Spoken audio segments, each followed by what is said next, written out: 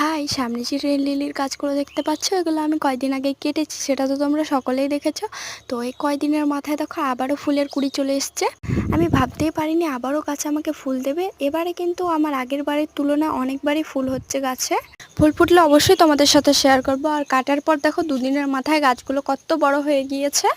প্রায় 2 বছর আগে আমি 2-3টে মতো বাল্ব এনে বসিয়েছিলাম, তো সেখান থেকে যে এতগুলো রেল লিলির গাছ হয়ে যাবে আমি ভাবতেই পারিনি। আর বোন আমাকে কয়েকটা রেন লিলির বাল্ব এনে দিয়েছে, এই যে এগুলো। তো এগুলো আমি আলাদা জায়গায় বসিয়েছি। এমনিতে এখান থেকে কোনো রকম ফুল হয়নি, যদিও বোন বলেছে এটা হলুদ কালারের, তো ফুল হলেই দেখা যাবে। তো আমি মাঝে একবার পাতা কেটেছিলাম, তারপরও ফুল হচ্ছে না, তাই আবারও কেটে দিলাম। দেখো, এটা আমি হচ্ছে দইয়ের যে কন্টেনারগুলো হয় প্লাস্টিকের, ওটাই লাগিয়েছি। আর আমার কিন্তু রেন লিলির এই যে এই ভ্যারাইটিটাও রয়েছে, এটা হচ্ছে স্পাইডার লিলি। এটা আমি কিছুদিন আগে একজনের বাড়ি থেকে নিয়ে এসে লাগিয়েছি, যদিও এটাতে এখন পর্যন্ত ফুল হয়নি।